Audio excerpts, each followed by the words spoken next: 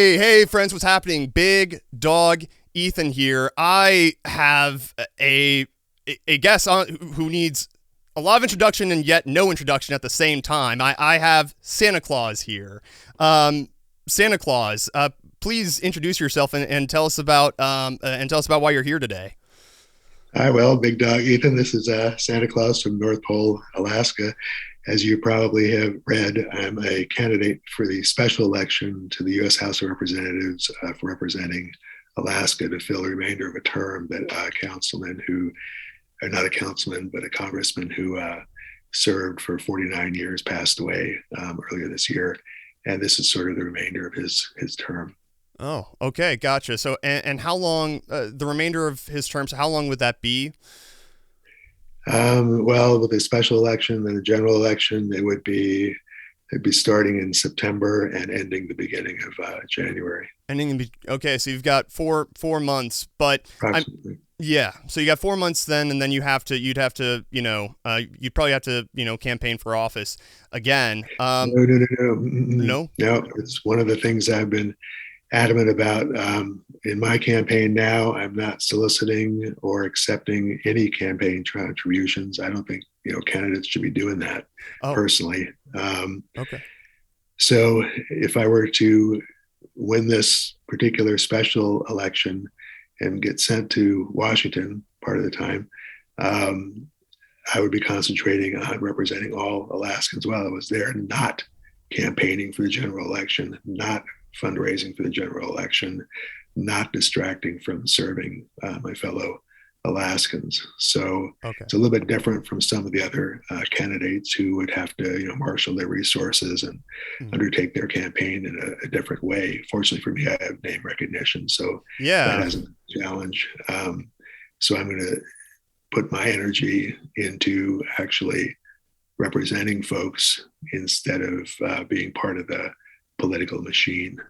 Okay, and wonderful. And I do want to get into how you intend to represent folks. And let me open up my notebook here because, um, so the so I loved how you sort of what I've garnered from your about page. And actually, let me also pull up the source view here so we can kind of take a look at that together with the audience. So I love how you've outlined a general idea of how you want to handle your platform, but what I do want to get ironed out are the specific policies. So, like the first thing you say here is Santa supports government policies that protect child health, safety, and welfare. Could you name like a policy you think, like a policy that you're running on that best does that? Medicare for all, that has an impact on families. It has an impact on individuals, especially folks my age, and Mm. also children. Also, education, cancel student loan debt. That should be a big one for your particular audience Yes. at HSU. And Yes. I think there's some bills having to do with broadband expansion with infrastructure, Yeah. um, protecting indigenous and women's rights, immigration, justice, medical debt, blah, blah, blah. So there's a whole bunch. I invite people to visit my website, santaclausforalaska.com, to learn more. But for policies, I usually direct people to Bernie Sanders' site, berniesanders.com/issues, because I'm not going to reinvent the wheel. He's done a wonderful job addressing these issues on his site. So if you're interested in how I think, that's an easy way to find it all in one place. That's wonderful. So I have to ask. I mean, you've already mentioned Bernie Sanders. Have you been able to contact him at all? Because it seems like I haven't tried. Both of us have been kind of busy with our respective duties. I'm still on city council here in North Pole, and he's got his hands full with the Senate yeah. over in Washington. So, um, if he winds up independently, supporting this campaign, that'd be great. If he doesn't, I totally understand. Yeah, and I asked that because one of the first things I thought about whenever I learned about you and your platform is how I think it's going to be pretty easy. Well, I don't want to. I'm a dumb college kid. I don't know how politics works, but I'd imagine that it could be it might be easier for you to bridge, form coalitions across these partisan lines that are, more deeply and deeply drawn every day. I feel like you can do that. Well, I think so. Years ago, I went on what was called Santa's Bless the Children tour to all 50 states and talked with primarily governors and their staffs, and also a lot of U.S. senators who had offices in the state capitals and also in Washington, D.C. at the Capitol, and talked with them about those children's issues: health, safety, welfare, abuse, neglect, exploitation, abandonment, homelessness, institutionalization, S chip, foster care, adoption, that sort of stuff, and it was well received. So I think you were talking about like making connections across the aisle as well as independents and anybody serving their constituencies. And when I went, I discovered that if one has a universally sort of interesting issue that they're addressing, most often, pretty much every, at least federal and often state legislators will at least afforded me at the time anyway, an opportunity to present my case on behalf of children, my child advocacy stuff. And I think that same sort of reception to a degree, it'd be tempered a little bit now. One, I'm older, and two, there seems to be a lot more contention between the parties, at least in Washington, D.C., and also even here in the state of Alaska. So I might not have the same easy access that I did way back when, but I would expect that people would be interested in what I had to say, and the more alliances that I can help form, at least during the 4-month period, the better off all of our constituencies will be. Yeah, and speaking of forming those alliances, I think one way in which you reach out to other people, and I was telling you about this in the one of the emails I sent you. One thing that I love that Marianne Williamson's doing this too, because I think she's a excuse me, I'm getting choked up here. I think she's a great example of this. It is not necessarily like coding their entire platform in a religious worldview, but rather taking their religious beliefs and sort of kind of I don't know, maybe kind of putting them to the side a little bit, explaining the policies, and then kind of letting those religious views, maybe like boost or kind of support their platform. And I see that you're doing that yourself. Whenever I again, like the second one, you mentioned how you want to protect our creators' environment, and I've heard some people on the left be kind of skeptical of people who use religious language to argue for their policies. But honestly, I mean, in a country where we're especially one that has such a heavy Christian influence, I think that's actually, that can be a great way to reach out to people who I think that's one way in which you're also just successfully reaching out to other people as well. That I don't see a lot of, like I said, I don't see a lot of politicians other than Williamson and on the left really doing that. But I guess I want to be careful too, because you're an independent.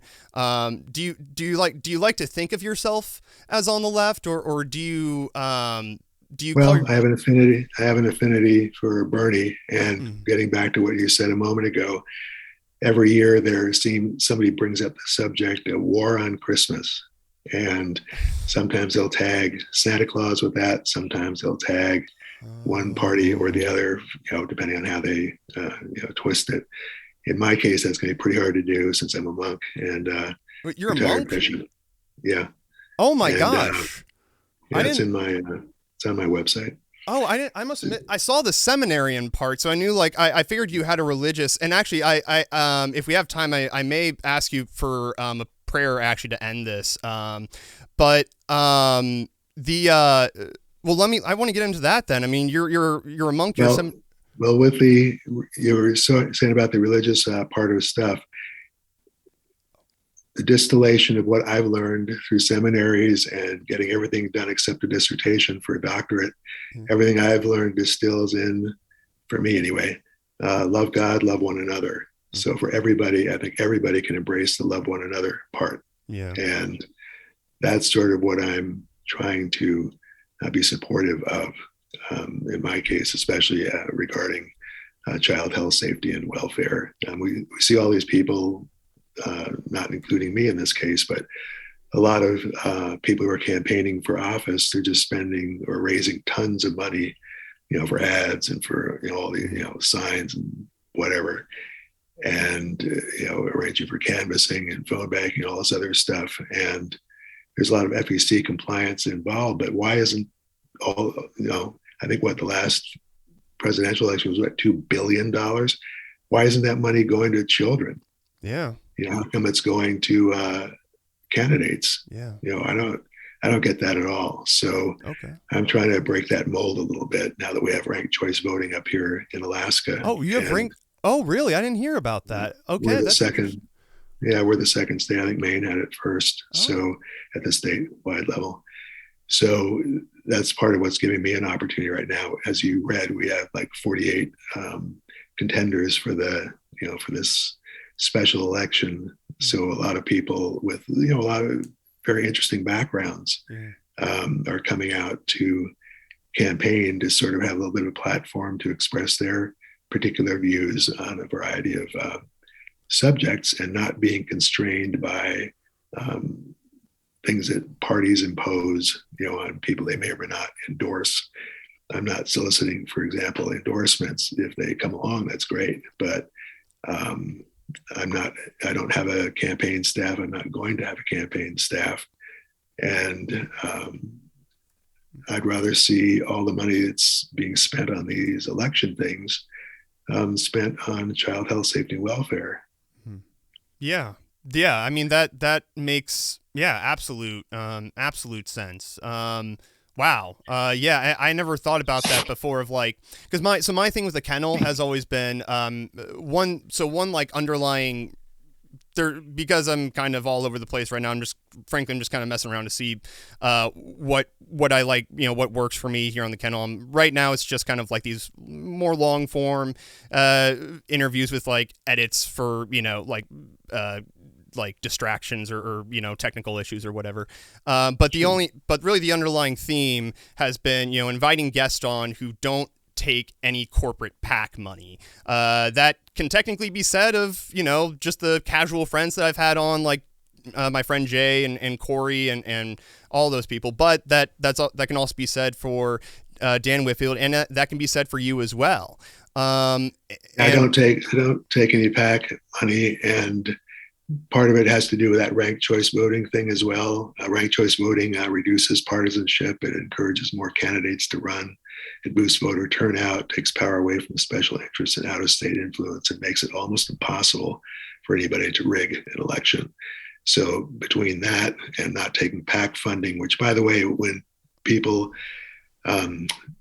take PAC funding, there are a lot of FEC rules and regulations they have to deal with, and I'm not willing to do that. My entire campaign is a $400 loan that I loaned my campaign. It covers a website. It covers the filing fee for the state of Alaska, which was $100, and it allows me about $100 to do a little press release as it gets closer to the election date itself. So that's it for my campaign. Yeah. Can I actually, one thing I, now that you mentioned that, I just hadn't had a thought. Have you heard of Substack before? I have. Yep. Yeah. Well, yeah, because I've told you about. I guess I've told you about it before. I used to be a member of the Radio Television News Directors Association before it became digitally oriented. So and I also managed a couple of broadcast stations. So I'm pretty familiar with journalism. Oh, okay, great. Yeah. So Substack. I mean, yeah, I don't know. Part of me thinks that you could, because I've noticed that like Substack, it just acts as like a very simple, efficient way to design any kind of like blog website, to the point where, even for like what I'm doing is a YouTube channel, I just don't like YouTube and the way that, they deprioritize you for talking about politics and that sort of thing. So I try to do, I just do everything on, I have like the unlisted link, so you can't like search for the videos on YouTube themselves. You have to go to the Substack page to watch them. Right. But anyways, what I'm trying to get at with that is, you may not even need to spend, the $400 to do that, because Substack's a totally free thing. I mean, I've been able to run 2 Substacks, the Kennel, and then also we have one for the radio station as well. So I was just throwing that out there. Maybe that might be something for you to look at in the future if you don't even want to take out a $400 loan. Thanks. I'll take a look at it. Thank you. Yeah. I did want to, the next thing I wanted to talk to you about, you talked about you wanted to support policies that recognize that science, education, and religion can coexist. And, I agree with that, that sentiment for sure. I think that can coexist. What policies would you be looking to implement, support, or defend that defends these, that recognizes this coexistence? Well, you have medical issues, whether it's masking, things like that. You have educational issues that have to do with who's learning what in school, supposedly. They're all. I don't know what's going to be on the plate come September, so I just kind of have to look and see. And that's the other reason I don't want to be out campaigning and raising money. I'm supposed to be addressing just exactly what you were talking about. So once I get there, I'll see what's on the plate and do the best I can with it, and expect to sort of follow the guidelines that Bernie's adhered to for a while. So it shouldn't be a surprise to anybody. Being a monk flavors a little bit of what I do, but I'm also for women's right to choose, because I think that you were talking about that divide before. Here are all these people saying, oh, no, you can't do this, you can't do that. Well, with children, they're not advocating for a right to life, they're advocating for a right to birth. Because the minute that little one is born, boom, all their support disappears instantly. Yeah. So is that a right to life? Yeah. I don't think so. No, yeah. So it's either uniformly applied, or it isn't, in my opinion. So while I respect, people who hold a variety of different beliefs, I think it's up to us to sort of advocate for our own particular position and hope that other people agree. And if they don't, at least find some common ground so people can move forward, whether it's that issue or the environment or a host of other issues, criminal justice, equality, all those major issues that affect Congress, and particularly also state capitals. Yeah. Okay. And wonderful. Also at the student level, one thing I've been hearing a lot is about LGBTQ, and I've got a few friends who are trans and stuff, and I'm supportive of whatever people really embrace themselves and however they want to express themselves. I don't think that impinges on anybody else's rights. It's like somebody walking up to me, I'm old and overweight, and if I decide to wear a mask, for example, and they say, oh, that mask's not doing you any good, take it off. It's like, no, I'm keeping it on. And I'm not, I would hope they would put on a mask, but if they don't, they don't. I'm not going to get in their face about it. I might make a big deal in writing about it, but I'm not going to confront somebody and say, oh no, this is what you have to do. And it's like, no, it doesn't sit too well with me, especially as a candidate, because I get to see a lot of different people and talk about a lot of different issues almost every day. And some people agree and some people disagree. But I've never had anybody storm out after one of our conversations or flip me off or, do anything like that. It's usually a respectful, or very brief, if not respectful, just a quick boom and boom, we're done with our conversation. That's fine. I think if more people behave that way, both sides, our country would be a lot better off. Yeah, no, especially children. Oh yeah, absolutely. And yeah, absolutely. I agree with you. There are so many specifics that I would love to get into, but then I honestly have this fear that I might go into like personal stories that probably shouldn't be on here. But Well, personal stories, whoever you interview, you can just say, no, I'm not going to talk about that. It's not offensive. It just kind of, yeah. we kind of pick and choose what we want to address. Yeah, yeah, that's true. Yeah, and speaking of picking and choosing the things you want to address, I've noticed that I noticed that you also want to promote. Man, So I'm seeing both these policies side by side, and I can't help but like read them both at the same time. You want to promote peace, not war. Yeah, I feel like that. I think there's an Axe commercial that like took that tagline or whatever, but like it just because it's trite doesn't mean it's true, or just because it's trite doesn't mean it isn't true. I'm glad you're supporting that. One thing I actually just thought of though, the issue in the issue in Ukraine. How um, uh, I guess maybe my A first lot of question. children are being killed over there. Yeah. And no matter what the war is or conflict, children die. Mm. And there's absolutely no reason for it. Our world has a ton of money. We have a ton of natural resources. Nobody has to be starving. No one has to be homeless. No one has to be deprived of medical care. No one has to feel unloved or disrespected. All of these are artificial, constructs are imposed on people, and some people go for it, and some people don't. I don't. So that's why you're hearing me speak out about some of this stuff. You mentioned the slogan before, Yes. or not slogan, but you know what I mean. Yeah. When I ran for president in 2008 and 2012 to talk about children's issues, my slogan was restoring America's heart and soul. And I noticed that Joe's campaign has been using soul. Oh, that's right. Oh my gosh, Joe Biden ripped you off. Well, he didn't rip me off, but Yeah. it's interesting how all those things kind of get around. Yeah. Even Bernie's done a little of that. So, and I also used the revolution with love spelled backwards in the middle of it, and the libertarians took that over. Oh, really? I don't think I've Around ever. the same time. That's huh. Well, I if you never. spell out the word revolution, love is spelled backwards in the middle of the word. Huh. I never thought about that. That's Revolution. So yeah. love is spelled backwards. Oh, that's cool. Oh my gosh, that's interesting. Okay, So that's people picked up some of the stuff through the years, which is amusing to me. I'm surprised it took that long, but it did. So when I went on those tours, learned a lot, talking to those different legislators at state and federal level. And one thing I heard was they really don't like spending a lot of time doing that fundraising or campaigning actively.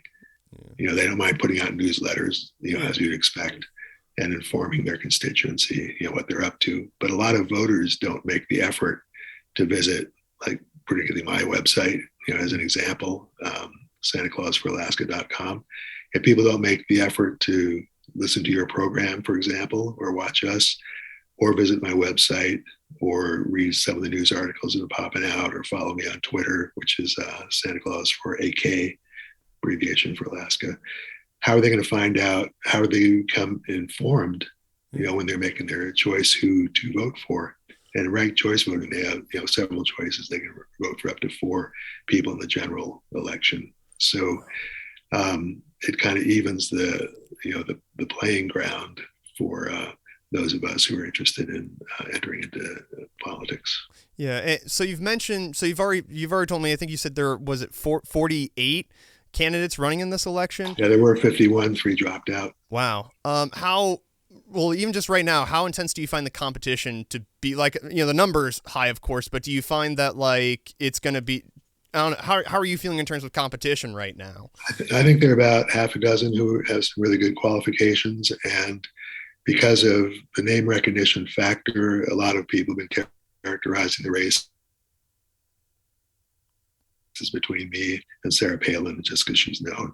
She's having problems up here with her past behavior and reputation. So I don't have that particular baggage. So I don't know how it's going to go. People who offered to help my campaign, since, as I mentioned before, I'm staying away from PACs and stuff, as long as I don't solicit or accept funding, or if a PAC or an individual decides to act independently to support my campaign, like wearing a Santa hat or something, or, phone banking, or, canvassing, or on social media, or letters to the editor, that sort of stuff, as long as I'm not directing them, controlling them, or coordinating with them, I really welcome the support. And it still sort of keeps it in line with the FEC, guidelines for, particularly for somebody like me who's hardly spending anything on the campaign in terms of cash. So I welcome all that, kind of stuff.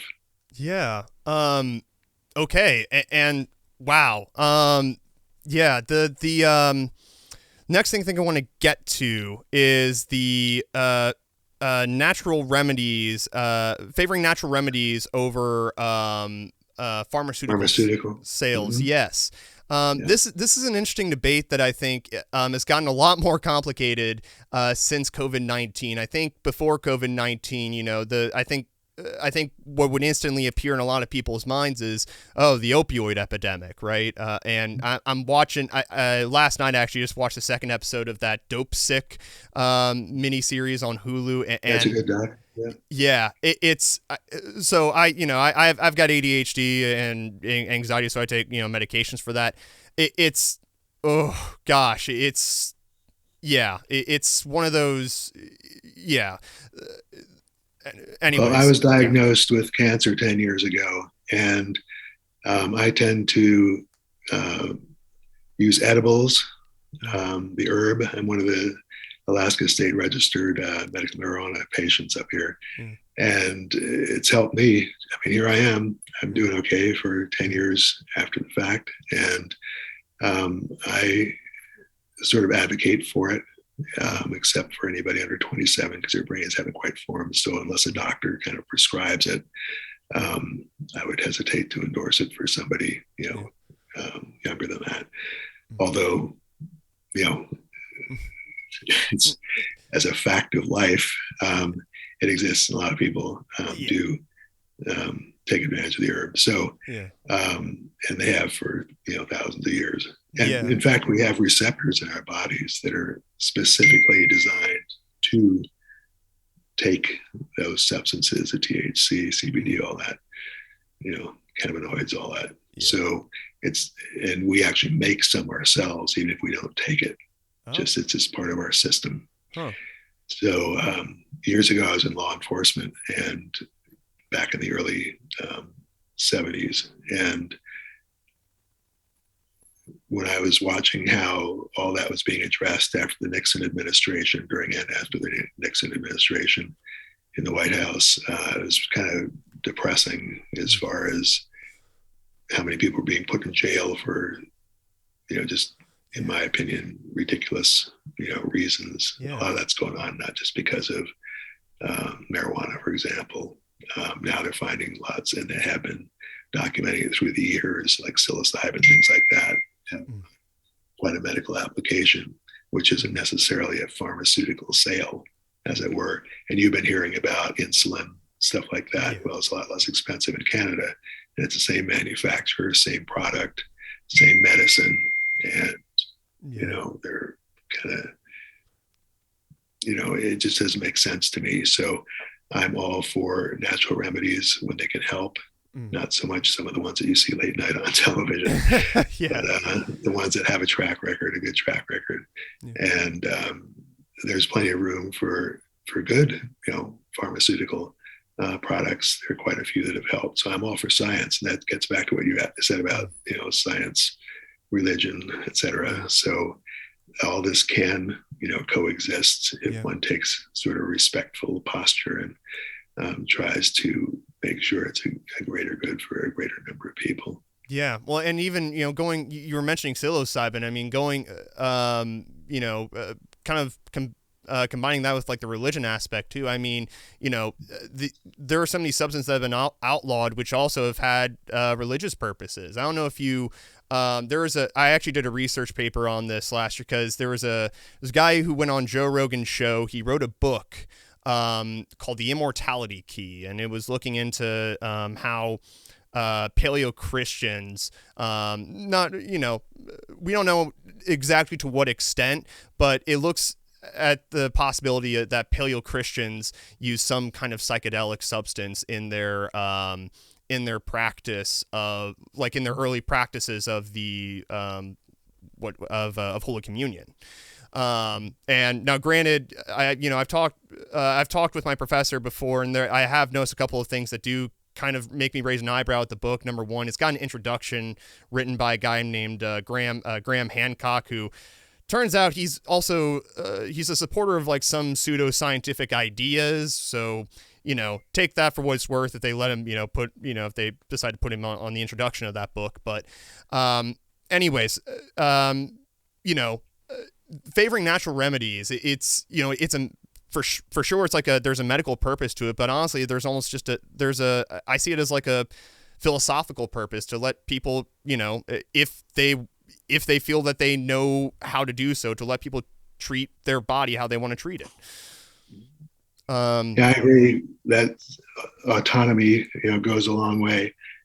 People keep fighting. They say, "Oh, we're fighting for liberty. We're fighting for freedom. We're fighting for our rights." Then how come they want to keep controlling people's bodies? Yeah, yeah. It's like, what's going on? I don't see people coming after men saying, "Hey, you're not allowed to do this. You're not allowed to do that. You can't, have a vasectomy, for example. You can't, do all these other things men might be doing."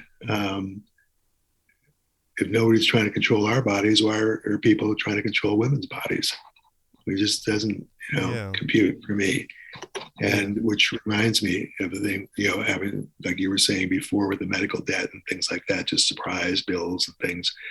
Well, with Medicare for all that basically stops. You still have to pay, I think, up to like 20% on certain things, just generally speaking. I'm not going to get into great detail about the Medicare for all, but one thing I would like to get into great detail is the PRO Act, which is for unions. Yeah. I've been a union member for 50 years, and unions have provided tons of benefits for people, whether it's, fighting for health, fighting for, time off, fighting for, a whole bunch of stuff for workers in general. And that goes back to my identification as a democratic socialist. The full one is an independent progressive democratic socialist. So that's a real mouthful.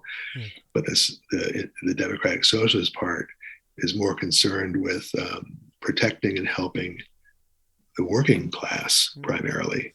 Yeah. So a lot of times when I see big employers, trying to control what their employees are doing beyond a, reasonable, in my opinion, reasonable thing, like you can't walk up the job for 2 hours just for the heck of it, that kind of stuff would, I could see where an employer might object. But for, you can't take a bathroom break, for 3 or 4 hours, that's ridiculous. Yeah. Things like that. Or you can't take a drink of water. I mean, come on. So, or you can't, make a friendship at work. Yeah, I was looking at your Twitter. That post you showed, that was just ridiculous. It almost seemed like something out of like something that Mr. Krabs from SpongeBob SquarePants would have put up in the Krusty Krab as like, yeah, that's horrible. One thing I wanted to, so you were talking about, so you were saying how like you're not going to solicit like endorsement from like politicians and that sort of thing. What about you? Are you going to actively try to support different, like for, Bernie Sanders, I think he's done like live streams with the Starbucks union. Would you Sure, I would do stuff like that. Yeah. I do endorsements, all the time. So I've stood up for a lot of things here in the state of Alaska, for example. And for instance, a lot of the indigenous women are murdered up here. And that's a big issue in Alaska and some other states. And people haven't been doing enough to solve those crimes or bring the women back, just to kind of protect. And why wouldn't somebody support an endeavor like that, to protect these women and children? And so when something like that pops up, or something pops up with freedom of the press or Mm. pops up with something I've personally been interested in, or cannabis, or Mm. a host of other issues, yeah, I'll do a quick little, not a meme, but Yeah. like a little thing with a quote from me, like I did for the ranked choice voting stuff. Yeah. Um, or I might oppose a bill. Okay. There was a big one here years ago, SB 21, which gave it was a sellout to the oil industry, in my opinion. Oh. And it has not turned out well for us up here, also, in my opinion. So I speak out about stuff like that because it has, Mm. why are we subsidizing oil companies? Yeah. Are you kidding me? They're laughing all the way to the bank. Yeah. I can see. And they're just paying these. Somebody gets like a $200 million salary, and yet somebody else is fighting for a $10 wage or a $15 wage or $20 wage or $25 wage. That's just absolutely unacceptable to Oh, me. you. And the gouging and I'm Yeah. all for the wealth tax for the Yeah. tippy top of the wealthiest people around.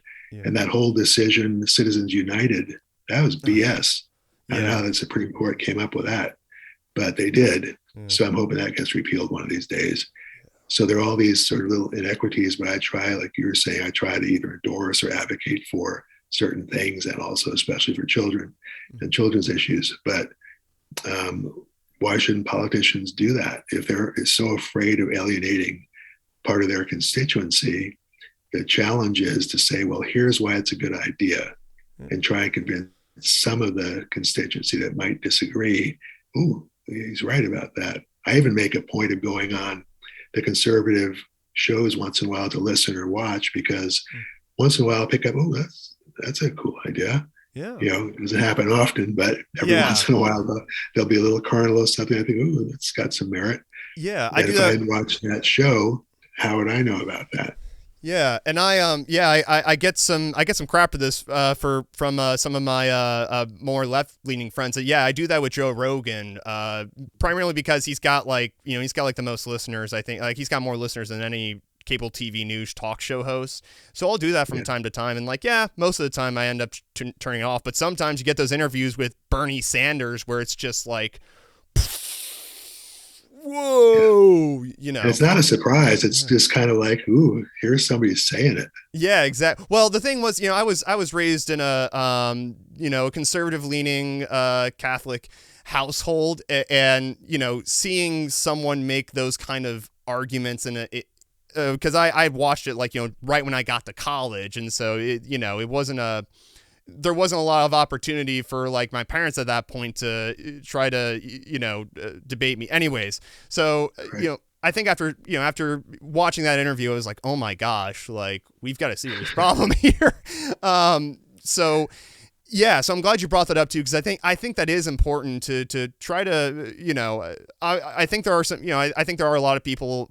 I think there are a lot of people's content out there for me who I just can't watch it because some of their takes I think are just that horrendous. But someone like Joe Rogan, I can handle him. So I do try to do that too. And I like that you do that. I think that's wonderful.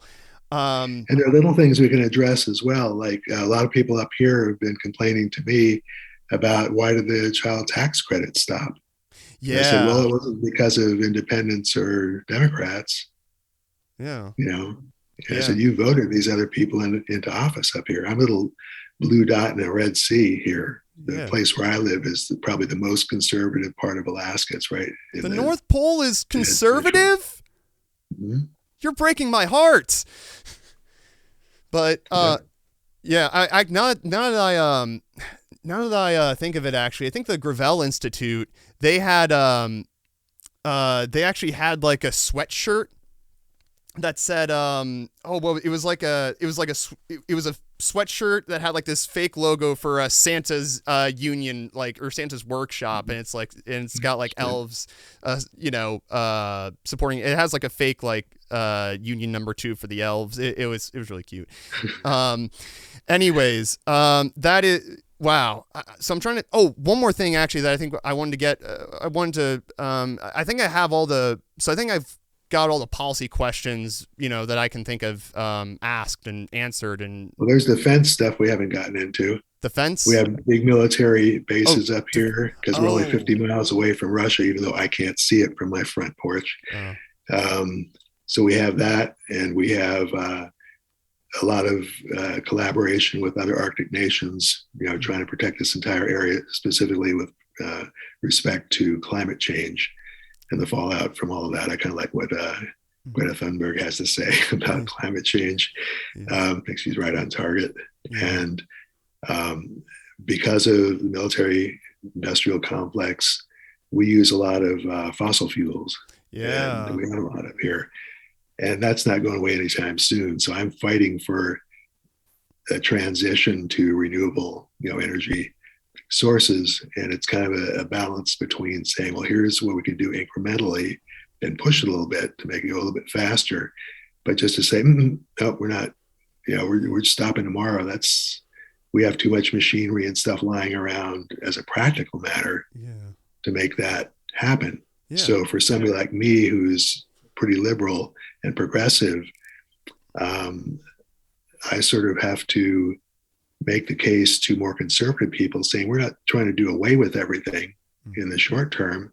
We're just saying now, the sooner we act, the better it is. People, I'm 74, so oh, we're leaving people in your generation with a ton of garbage to deal with, literally, yeah, with regard to the yeah, oh, environment. yeah, And yeah, so I've been harping on this since the 60s, about changing some of these things, whether it has to do with water pollution or air pollution or ground pollution or what have you.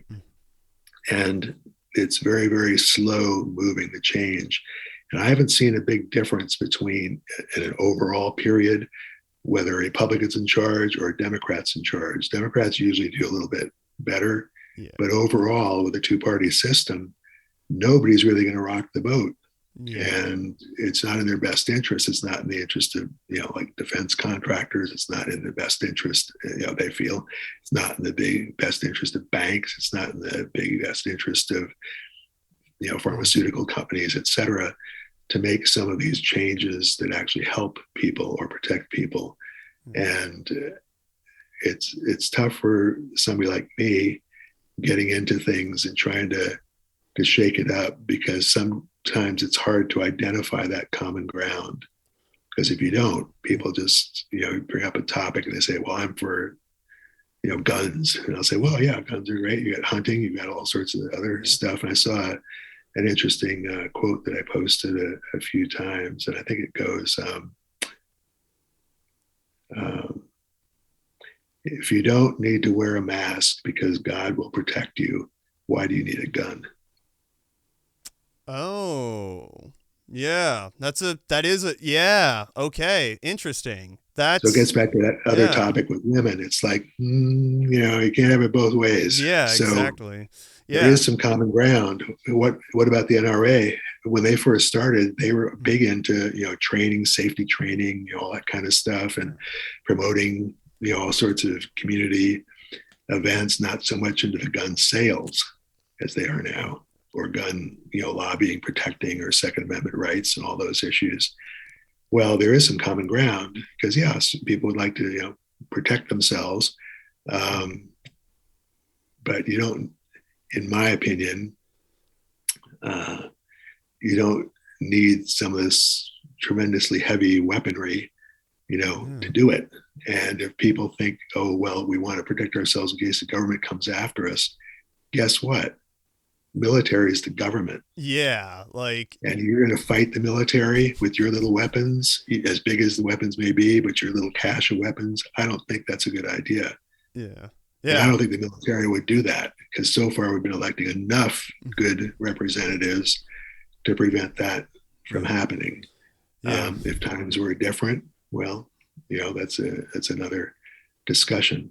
But right now, children are looking at all this stuff. Is violence a solution to things? You were talking about the Ukraine before. yeah, Is why do we turn to war? Why do we turn to violence in the streets? Why do we have these shootings? What happens in school? Why should students be have PTSD from all this training to protect themselves from an active shooter? I mean, what's wrong with this picture? Yeah. And people just are entrenched and refuse to change. And, you know, from what I've seen, it's not the liberal folks painting with a big brush, but it's not the liberal folks who are pushing all these sort of dangerous issues especially for children.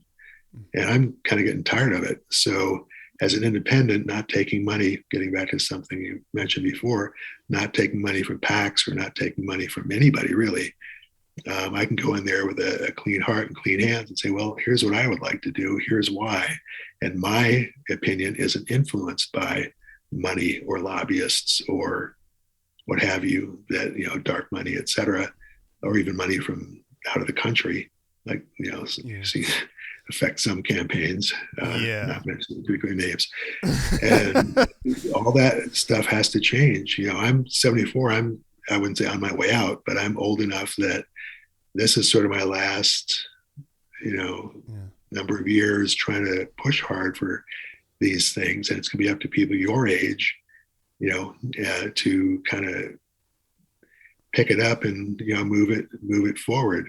And, 40 years from now, you would be saying, oh, I remember what Santa was saying, back then. And it might have not have changed much, by the time you get to be my age, but all you can do is fight for stuff you really believe in. So to your audience, you were mentioning something about a prayer before. Oh, yes. And I give a blessing to most folks when I talk with them, particularly if they're having a tough day.